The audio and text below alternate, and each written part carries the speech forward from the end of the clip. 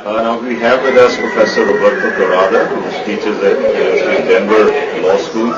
Roberto, let me go back a little bit.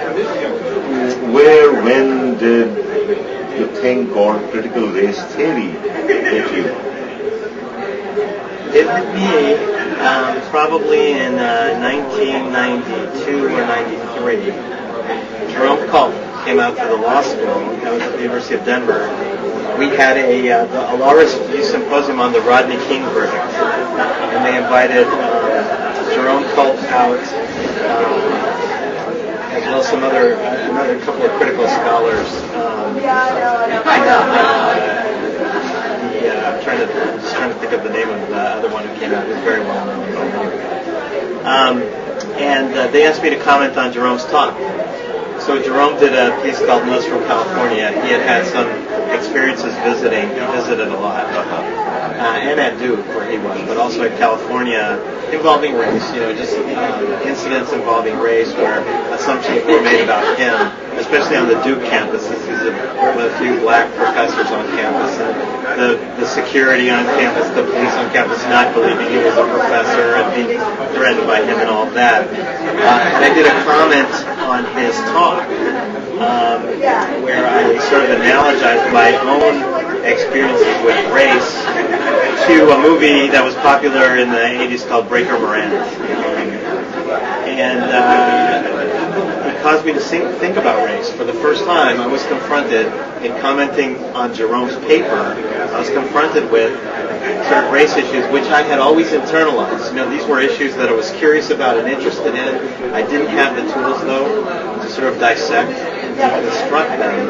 And for the first time, in responding to Jerome, I was able to do that and found that very cathartic and also very powerful.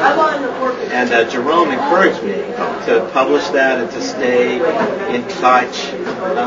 And as a result, when latcrit got started, I somehow knew about it, and it was because of that early connection.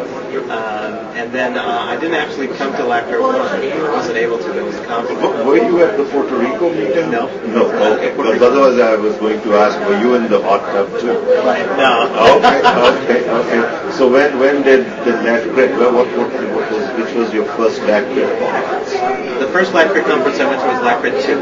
Okay, which was? In St. Mary's. St. Mary's, okay. San Antonio.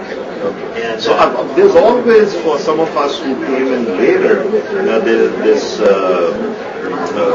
talk about what happened at St. Mary's. So say a word about that. What did happen at St. Mary's? Well, one of the things that happened at St. Mary's was, let me just lay a little of the groundwork. And I was just talking last night with Elvia Arriola about this. The latcrit conference has changed quite a bit from the early days. In the early days, the first 4 or 5 conferences, we were still trying to figure out who we were. There was, even though we knew each other, there was not the kind of trust that's been built up. Actually, the latcrit conference works very well today because of some of those issues in the early days. In latcrit 1, which I didn't attend, for example, there was an issue of the main plenary panels being dominated by men. And so the women staged a protest, and there was a huge discussion about gender and latcrit.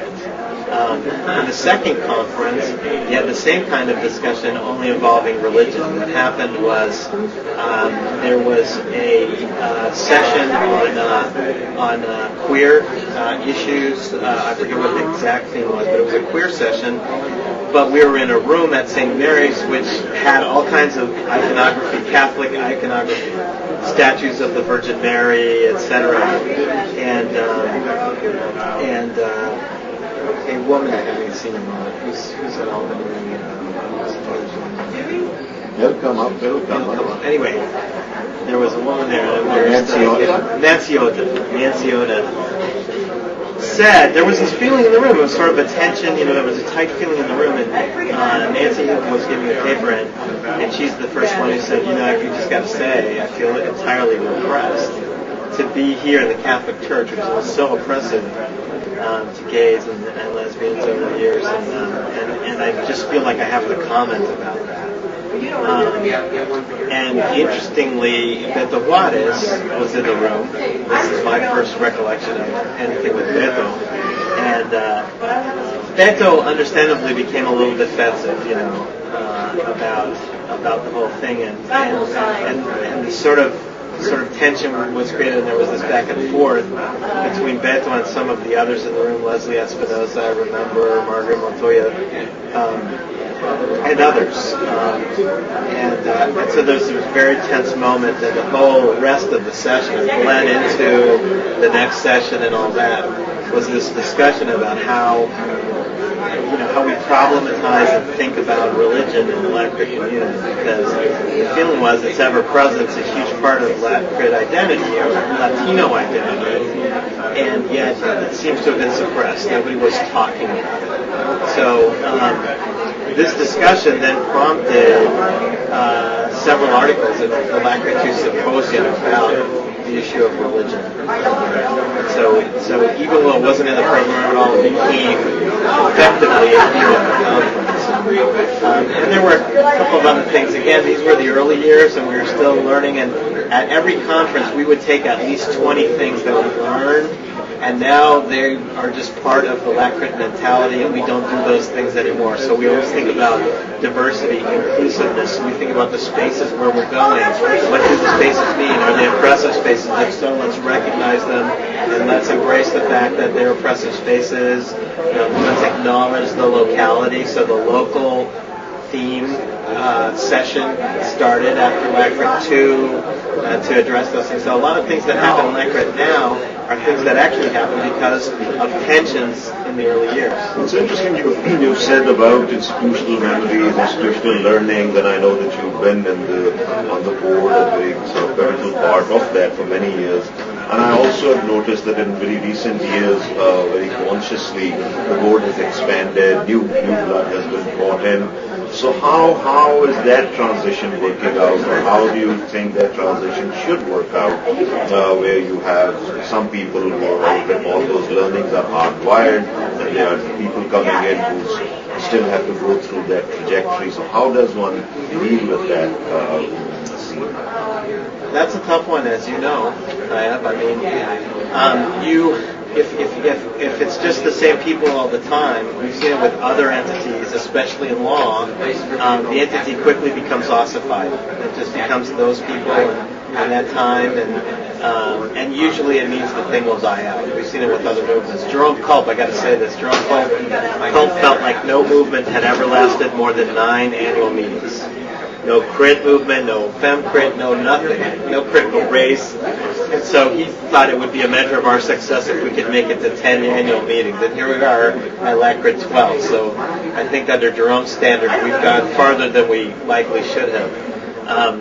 But I think one of the reasons we've survived is that we've figured out a way to have sort of a constant churning, even though we have some folks who have been around since the start. And I like the folks who are still with Latcrit, who are still involved with Latcrit, who have been around from the start. I don't think they view it, any one of them, me included, as this is our thing and we want to hold on to it. I think the reason we're around is we want to be able to relay to the folks who are coming behind us what some of the lessons are that we learned, so that those mistakes aren't repeated. And that's really the sort of sense of it. We think it's vital that new people come along. The faculty development workshop, being a part of the Latcrit conference, is critical for that. That sort of the pipeline sort of recreates itself every year. We never have to, the old fogies who are the officers never actually have to think about the pipeline, because it's in place. It happens without us. And I think that's the main reason why Latcrit, I think, will survive for a very long time, so long as it can continue to have that sort of mechanism. Now, my understanding and experience is that the hospitality suite plays a very central role in this enterprise. So what's the genesis of Frank's Room and Frank's Room then becoming the hospitality suite? What's the story here? Well, I think the first time I remember a conscious hospitality suite, which was Frank's Room, was at Latcrit 3 in Miami. I don't think we had anything like that at Latcrit 2, or if we did, I didn't know. Maybe another problem. But also, the 10th anniversary of critical race theory, which was at Yale in New Haven, everybody seemed to gravitate toward Frank's room. So actually, I think the first one was at latcrit 3, and that was consciously sponsored by Miami, by the University of Miami, and there was no sense that was going to be a continuing thing. But yet again, at latcrit, the Critical Race 10-year anniversary conference at Yale happened around the same time, right. like 97, right. And then everybody was hanging out in Frank's room. So to me, the experience of Frank's hospitality room at latcrit 3 with the experience of everybody hanging out in Frank's room at the Yale conference, which was only 6 months later, I think, at Yale, that solidified it. Then at Taos, at Lake Tahoe, latcrit 4, we didn't have a hospitality suite per se, but still people hung out in Frank's room or bungalow. It was a very strange situation. When we had latcrit 5 at Denver the next year, I remember Nancy and I were the co-chairs on site at that conference, and I think that's the first time anybody conscientiously said, we need a separate hospitality suite, and we bargained with the hotel to get one. And of course we put Frank in there, because that's what happened in the early days. Only recently has the hospitality suite not been Frank's room, even though in spirit always will be Frank's room. But I think that's sort of how it all started. It started with latcrit 3. Then let's meet there this evening and keep that spirit alive. Yeah, absolutely. Thank you. Thanks, Sam.